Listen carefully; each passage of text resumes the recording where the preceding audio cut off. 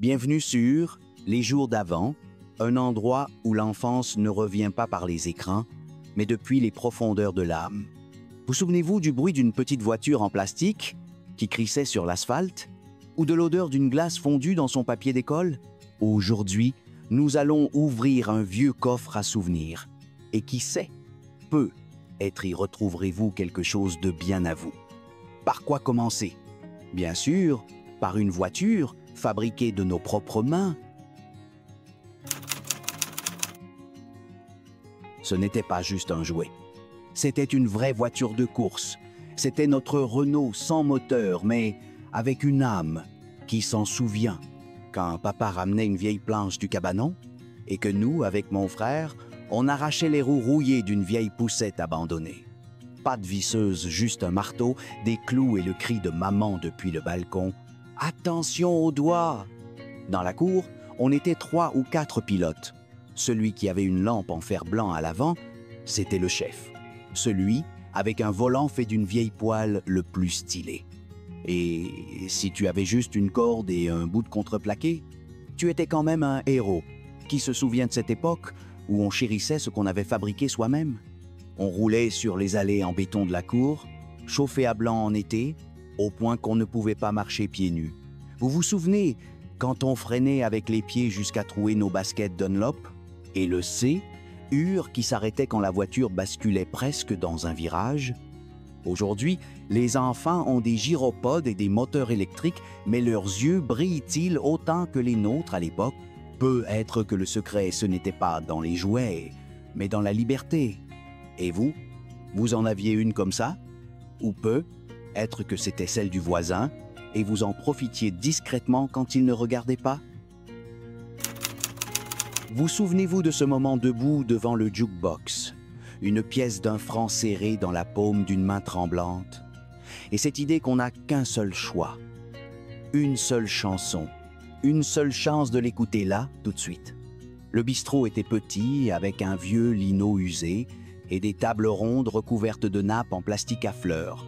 Derrière le comptoir, Monsieur René avec son tablier bleu, et dans le coin, le jukebox étincelant, presque une machine à remonter le temps, avec son verre irisé, ses boutons lumineux et ce petit déclic doux quand le disque commençait à tourner. On s'approchait, on regardait les petits cartons avec les titres « Johnny Hallyday »,« Sylvie Vartan »,« Claude François »,« Le C ». Ur battait plus fort. Il fallait choisir vite, il y avait déjà quelqu'un derrière qui attendait. Et toi, tu hésitais encore, Alexandrie, Alexandra, ou la ballade des gens heureux. Et quand enfin tu appuyais sur le bouton, tout s'arrêtait autour. La musique remplissait le bistrot. Et toi, tu te sentais comme le chef d'orchestre de ce petit monde. Qui se souvient de cette ivresse quand ta chanson jouait? Et même les adultes hochaient la tête en rythme. Aujourd'hui, la musique est toujours avec nous dans nos téléphones, nos écouteurs. Mais lequel de nos enfants peut comprendre ce que c'était que d'économiser pour une seule pièce de 1 franc, rien que pour 3 minutes de bonheur? Parfois, des années plus tard, j'entends encore cette chanson à la radio, dans une voiture ou dans un magasin. Et vous savez quoi? Je suis de nouveau là, bas, dans ce bistrot, devant ce jukebox. Et je choisis encore une fois. Et vous, quelle chanson choisiriez-vous si vous pouviez y retourner là, devant le jukebox? Chapitre 3. Le carnet d'école et ses messages secrets à la fin des pages. Qui parmi nous n'a jamais feuilleté les dernières pages de son carnet d'école comme si c'était l'entrée d'une société secrète? Là, après les tables de multiplication et l'emploi du temps, commençait une autre vie, celle des chuchotements, des C dessinés, des flèches, des stylos bleus et des surligneurs roses. Le cahier était pour toutes les matières, mais le carnet, c'était presque un journal intime. Il contenait la magie des messages écrits en cachette que les adultes ne devaient jamais voir. Tu as vu comment il t'a regardé? Écrit d'une écriture penchée sous des formules de géométrie. On se retrouve chez toi après les cours, codé entre les dates de contrôle. Parfois, juste des initiales dans un coin. L plus M, amour. Certains faisaient même une fausse couverture pour y glisser des découpages de magazines, des papiers de chewing-gum Hollywood ou de minuscules lettres en papier plié en triangle. Et chaque fois que le prof disait « Ouvrez votre carnet », le C, Ur s'arrêtait, et si jamais il tombait dessus, et s'il lisait, c'était presque comme des montagnes russes, mais à l'échelle d'un pupitre et d'un stylo à encre. Et puis, il y avait les échanges. Le carnet passait sous la table, un regard rapide, un murmure, regarde la dernière page. Ce n'était pas juste du texte, c'était une réponse, un prolongement, un secret partagé. Aujourd'hui, les enfants ont des messageries. Ils peuvent tout effacer d'un clic. Mais qui parmi eux connaît l'odeur d'une page écrite au bic, un peu bavée, un peu précieuse? Et la main qui tremble un peu quand on écrit « PS » ne montre à personne. Et vous, avez-vous déjà écrit quelque chose dans votre carnet, tout au fond? Ou peut être qu'un jour, quelqu'un vous a écrit et vous gardez encore cette page? Vous vous rappelez ce moment, quand la cloche de l'école sonnait et qu'on courait presque en direction de la boulangerie ou mieux du petit kiosque à glace au coin de la rue. Sur la vitrine, des merveilles emballées de toutes les couleurs. Mais toi, tu ne cherchais qu'une seule chose, Gervais. Crème glacée, dense, avec une fine gaufrette, parfois une couche de fraises au milieu, parfois juste ce parfum de vanille et d'enfance. 2 francs dans la poche du pantalon, encore tiède de la paume. Et cette hésitation qui revenait à chaque fois. Et si aujourd'hui je prenais une autre? Non, Gervais, toujours. Tu ouvrais l'emballage lentement, comme si c'était un cadeau. La première bouchée, le croquant de la gaufrette, le froid sur les dents, mais tu t'en fichais. C'était le goût de la liberté après les cours. Le goût de l'été, même en octobre. Parfois, vous la mangiez en groupe, assis sur le trottoir, les sacs jetés autour, en discutant de tout et de rien, et puis plus personne ne parlait. Parce que le meilleur, c'était tout en bas, dans le petit coin de la gaufrette, là où le jus fondu se rassemblait, parfois seul, après une journée difficile. Assis sur un banc devant l'école, tu ouvrais ta Gervais et tu sentais « tout ira bien », parce que même par ton frais, cette glace apportait du chaud. Aujourd'hui, dans les rayons, il y a des dizaines de parfums, des emballages colorés, des miracles surgelés. Mais qui donnera ce goût-là simple, comme un cartable et les vacances qui approchent? Et vous, vous vous souvenez de votre première Gervais? Ou celle que vous avez mangée en cachette avant le dîner? Tôt le matin. Dehors, il fait encore gris, mais l'odeur vient déjà de la cuisine. Maman se prépare à sortir au marché. Et toi, tu sais, si on a de la chance, sur le chemin du retour, elle achètera des croissants encore chauds et tu ne pourras pas attendre d'être à la maison. Tu les mangeras dans l'ascenseur, en cachette. Le marché du dimanche, c'était tout un monde. Le bruit des voix, les étals en bois, les paniers tressés, les odeurs, fromage, herbes, olives, mais surtout la boulangerie. Il y avait toujours une file d'attente devant le stand à viennoiserie. Tout le monde patientait parce qu'on savait là-bas, on faisait des croissants comme il faut. Chaud, léger, à la croûte croustillante et au goût de beurre inoubliable. Tu restais près de maman, tenant la poignée du chariot à roulettes. Parfois, c'était avec papa. Il prenait 2 croissants, un pour lui, un pour toi, et vous rentriez à la maison lentement, croquant dedans en rythme avec vos pas. Parfois, il faisait semblant d'avoir tout mangé, puis sortait encore une moitié. « Regarde, je ne l'ai pas fini !» Les croissants étaient emballés dans du papier, qui se tachait vite de gras. Et tu savais, si le papier est chaud et un peu transparent, ça va être délicieux. Aujourd'hui, le croissant est devenu un produit en vitrine, propre, identique. Mais à l'époque, c'était une surprise. Parfois du fondant, parfois du croustillant, parfois un peu de sucre sur le bord. Un vrai chaos à la française. Un chaos délicieux. Et vous vous rappelez de l'odeur sur vos mains après? Et des croissants disparus avant que maman ne sorte même le fromage? La cabine téléphonique, c'était tout un rituel. Une boîte en verre avec une porte qui ne fermait jamais complètement. Un téléphone gris, lourd, avec un fil en spirale et surtout une pièce qui tintait dans la poche. Une seule. Pour un appel. Pour quelques mots, tu entrais, tu fermais la porte comme une confession. Et la danse commençait, insérer la pièce, entendre la tonalité, composer rapidement le numéro. À la maison, c'était souvent maman qui répondait « Allô? Et toi, soulagé? Maman, je vais rentrer plus tard, on va chez Paul faire un exposé. » Parfois, tu appelais un copain pour fixer un rendez-vous, parfois une fille, si tu avais assez de courage et de pièces. Mais souvent, c'était la maison, parce que même à 12 ou 13 ans, tu sais qu'on attend ton appel. Il y avait là, dedans, quelque chose de juste, de bien. Parfois, la pièce coinçait. Parfois, la ligne coupait. Mais tu restais, regardant à travers la vitre sale de la cabine, en espérant, parce qu'il n'y avait pas de deuxième chance, pas de, je te rappelle, pas de texto.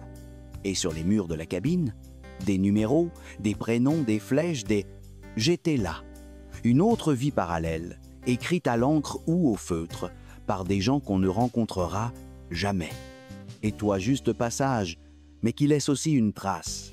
Aujourd'hui, les cabines ont disparu, remplacées par des smartphones. Mais peut-on glisser une pièce dans un iPhone et ressentir ce frisson? Et vous vous souvenez de la personne à qui vous avez téléphoné depuis une cabine? Vous aussi, vous réchauffiez la pièce dans la main comme un talisman? Est-ce que vous avez eu ce jour-là? Celui où tout se retournait à l'intérieur et pas seulement à cause de la vitesse. Celui où vous êtes monté pour la première fois sur des montagnes russes et que votre céhur a quitté votre poitrine avant même que ça ne commence. C'était une fête d'été dans un petit parc d'attractions. Dehors glace, barbe à papa, odeur de sucre brûlé. Mais à l'intérieur, une construction en métal qui paraissait immense. Dans l'enfance, tout est plus haut, plus impressionnant et plus palpitant. Tu t'approchais en faisant semblant de ne pas avoir peur, mais tes mains étaient moites. Tes copains riaient, certains blêmissaient. La file avançait lentement et à chaque minute, le sentiment grandissait pas de la peur, non, de l'excitation, la vraie, celle qui fait trembler le ventre comme avant une épreuve ou un aveu, quand, enfin, tu t'installais dans le wagon, tu t'accrochais à la barre. Les secondes s'étiraient, puis un coup. Et c'est parti! Le vent dans le visage, les cris autour, le métal qui crie. Et toi, tu hurles pas de peur, mais de joie.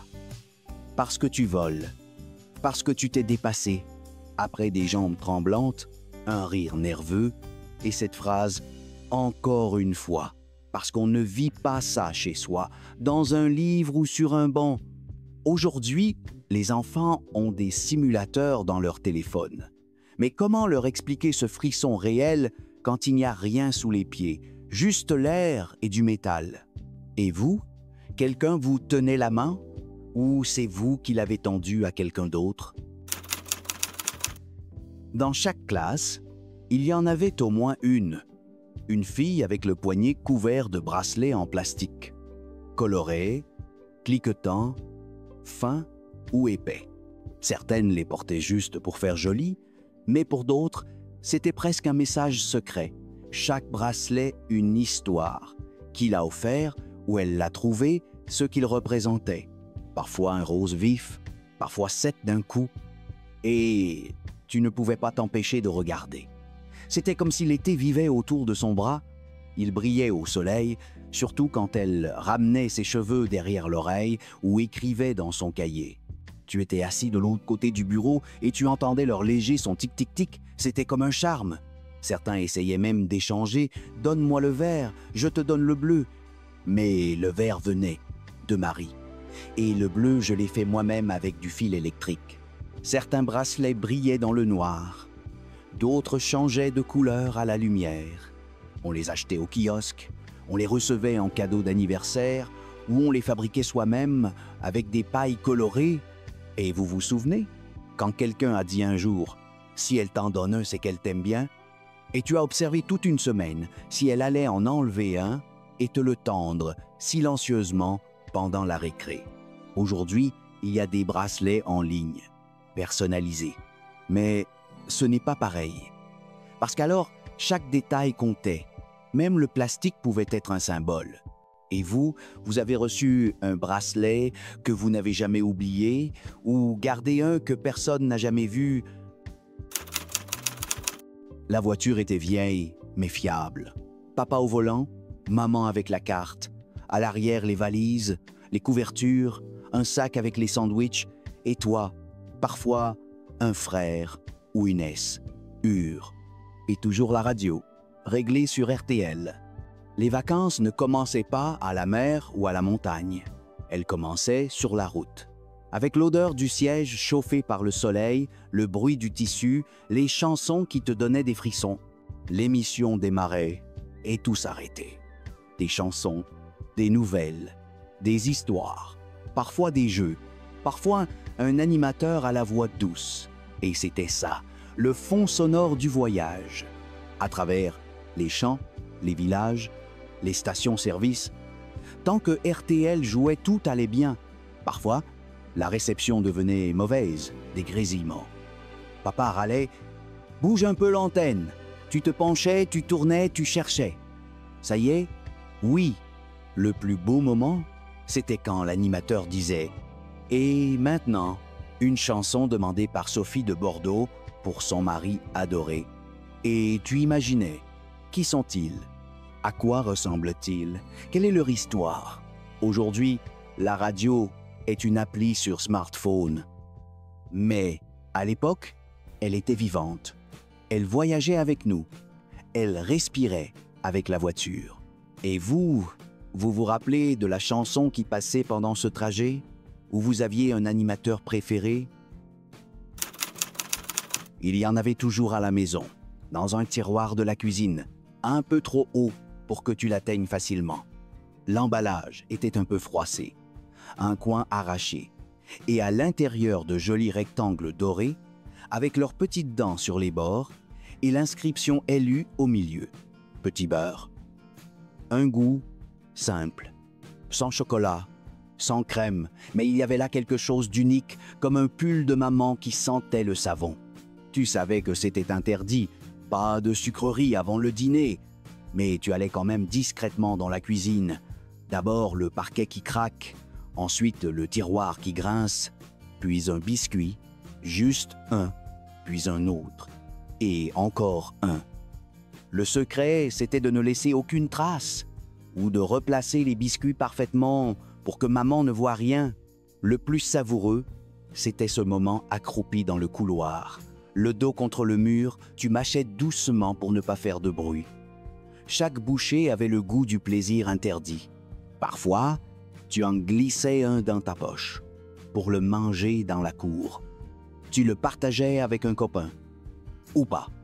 Parce que c'était ton trésor, ton secret, ton moment. Et quand maman s'apercevait de la disparition, tu faisais les gros yeux. Moi, non, pas du tout. Et elle souriait, sachant tout mais ne disant rien. Aujourd'hui, il y a des biscuits fourrés, glacés, enrobés. Mais lequel d'entre eux se mange avec autant de précaution et de culpabilité délicieuse? Et vous aviez ce fameux tiroir dans la cuisine, où vous mangiez directement dans le paquet, caché derrière le canapé? Un soir, pas comme les autres. Dans la main, un petit billet avec un éléphant dessiné. Les doigts collants d'excitation, tu entres sous le chapiteau et tout de suite l'odeur. Popcorn, sûr, parfum et un peu de magie. Le cirque. Il paraissait immense. En réalité, juste une grande tente tendue de toile. Mais à l'intérieur, un vrai spectacle.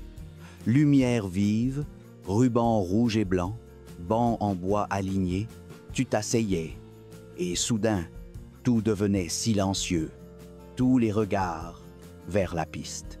D'abord les clowns, à la fois drôles et un peu effrayants, puis les acrobates. Ils volaient si haut que ton souffle s'arrêtait, et s'ils tombaient, tu murmurais, mais ils ne tombaient jamais. Et puis, les animaux, les éléphants qui saluaient, les petits chiens qui marchaient sur les pattes arrière, tu applaudissais jusqu'à avoir mal aux mains. Le monde devenait conte avec des vrais héros, des costumes étincelants, de la musique enchantée. Puis venait l'entracte, et tu courais vers le hall, où l'on vendait de la barbe à papa, des lampes en plastique et des sifflets. Papa t'achetait une épée lumineuse, et maman disait « Mais ne l'amène pas à l'école. » Mais tu savais que tu le ferais quand même. Quand tout était fini, vous rentriez, et tes pieds ne touchaient presque plus terre, parce qu'il restait en toi un peu de magie. Et tu pensais, quand est-ce qu'on y retourne? Et vous, avez-vous connu cette soirée où la réalité s'effaçait et tout devenait possible? Ce livre n'était pas neuf. Sa couverture était rayée, ses coins pliés, mais il attirait l'île. Vert vif, le titre écrit en gros, Bibliothèque verte, et à l'intérieur des aventures qu'on ne connaissait pas encore. Tu l'as ouvert au hasard. D'abord, lentement, puis plus vite. Et soudain, tu étais ailleurs. Dans un monde où des enfants résolvaient des énigmes, où il y avait des trésors, des forêts, des vieux châteaux, où personne ne disait « il est l'heure de dormir » parce que tu décidais toi-même quand t'arrêter. Lire, ce n'était pas juste un passe-temps, c'était s'échapper, loin des devoirs, des couloirs bruyants, des conversations d'adultes. Tu étais dans le coin du canapé, avec une couverture et un mug, et tu disparaissais. Parfois la lampe de poche sous la couette, parfois dans le bus, en route vers la mer, parfois assis dans la cage d'escalier pour être tranquille.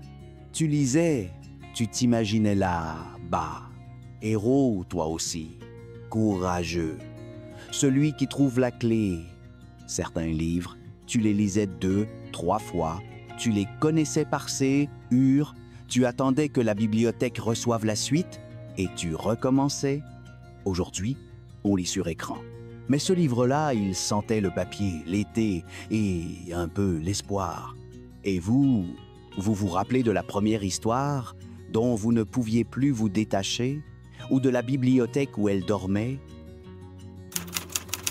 Ce n'était pas la Côte d'Azur. C'était une plage ordinaire, à 1 heure de route de la maison. Parfois des galets, parfois du sable jaune qui restait coincé dans les sandales et dans les serviettes pendant toute la semaine suivante. Tu venais avec tes parents, ou un oncle, ou des voisins. Peu importe, ce qui comptait, c'était la mer, ou le lac, ou même la rivière un peu trouble. Peu importe, c'était la baignade. Tu courais pieds nus sur le sable brûlant, comme si c'était ta dernière chance d'atteindre l'eau. Puis tu t'arrêtais net. Tu mettais un pied, puis l'autre. L'eau te paraissait glaciale au début, puis comme chez toi.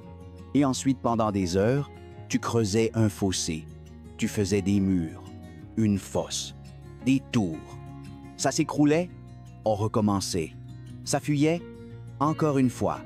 Papa ramenait des coquillages pour décorer. Maman t'essuyait le visage avec une serviette et disait « Attention à ne pas te brûler ». Mais toi, tu savais que tu allais plonger la tête la première.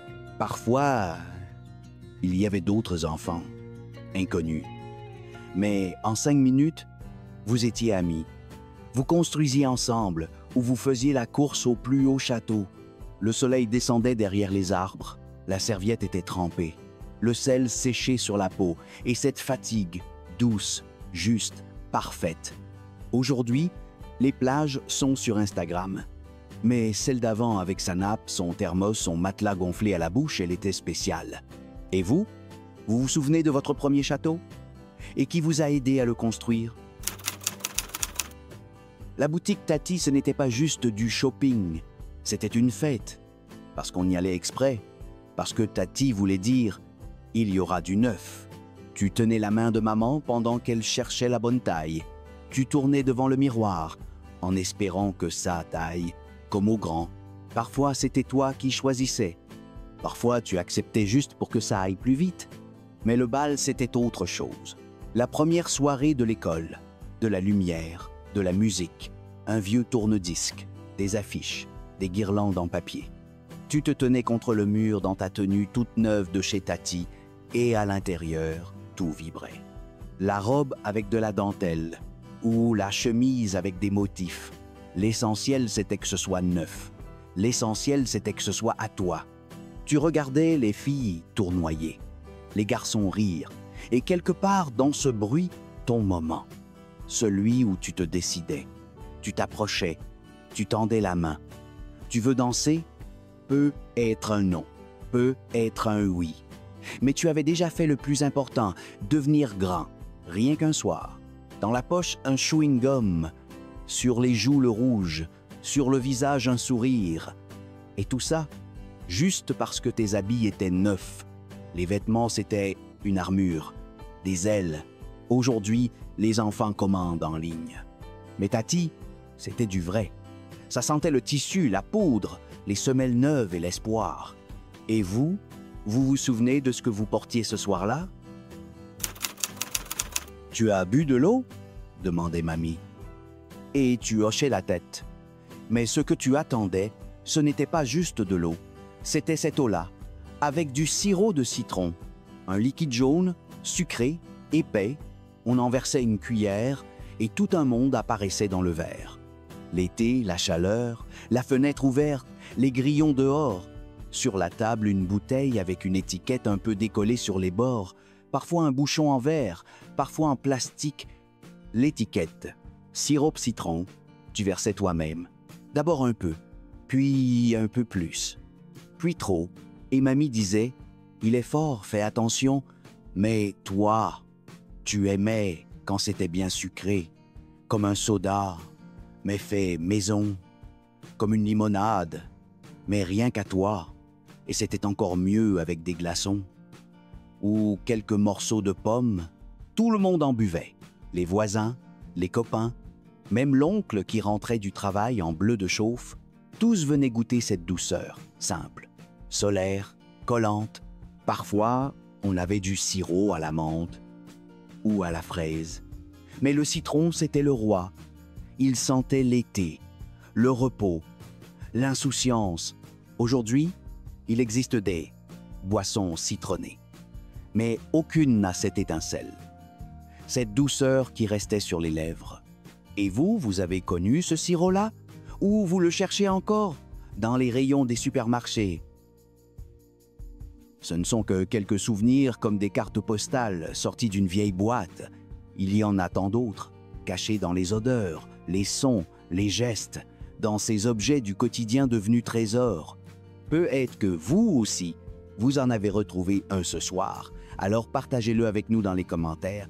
Et si cette atmosphère vous touche, laissez un petit like. C'est notre façon de savoir que vous aimez ces instants. Et il y en aura d'autres, beaucoup d'autres,